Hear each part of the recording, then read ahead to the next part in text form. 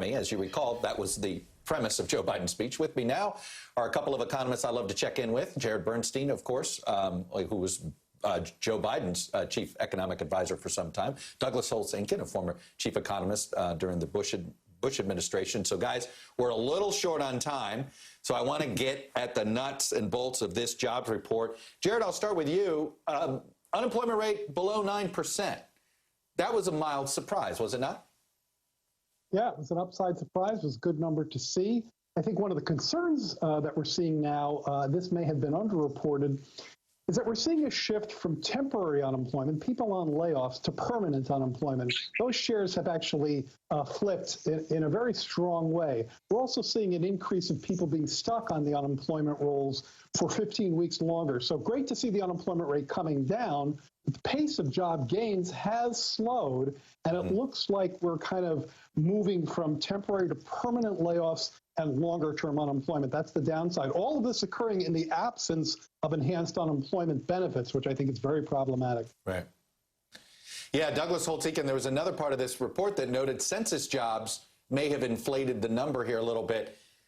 Could we actually see an uptick again in a couple of months is this going to be artificially too big of a drop than maybe where we were headed?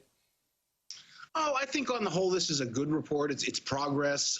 It doesn't get us out of the hole. It was an enormously deep hole, and we're still about halfway out. But if you look at this report from sort of stem to stern, it's a good report. One of the things in it that I was pleased about was that payrolls, total payments to workers, the hours they worked, how many workers you had, were growing at an annual rate of about 20%.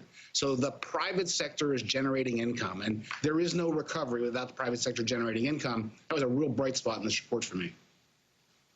Okay. Hey, can I make a comment about Jared that? Bernstein, yeah, go ahead. Yeah, I thought it was an interesting finding. One thing that we found when we got into the details a little bit is that there's a split between who's getting that labor income and who isn't. And those in the top half who are much more likely to hold their jobs are far more likely to be claiming that labor income. It really does have that kind of K-shape that you heard the vice president talk about. Just to echo that, Chuck, I know we're short on time. Jared is exactly right. Yeah. If you're a highway worker, the recession's over. If you're not, you're still in it.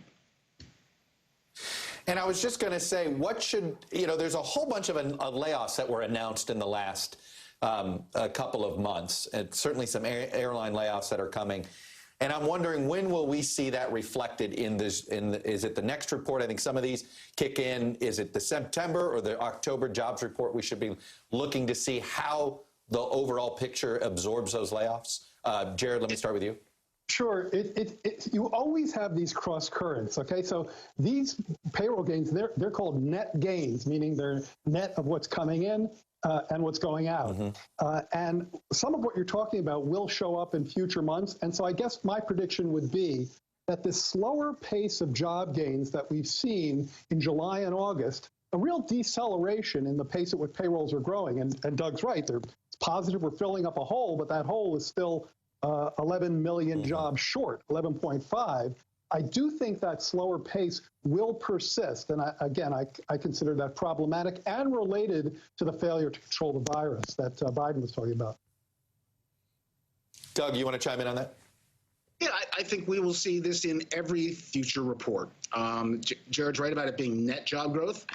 When we had 18 million temporary unemployments in the month of April, the real question is, could we come back quickly enough that they were only temporary and didn't turn into permanent? The answer, I thought at the time, was going to be no. That was going to be a long slog out. It is turning out that it is no. Some of those are permanent losses. And now comes the hard work of finding new places in the economy for those who have lost their job in a leisure and hospitality sector in some place that's deeply affected by the virus. That's a tough job, something that I think Congress and administration should be focused on right now. Yeah. Well said. Jared Bernstein, Douglas Holtz-Eakin, economists from both sides of the aisle, but you guys deal in facts and figures. I really appreciate you coming on and sharing your perspective with our viewers. I kind of been missing Doug.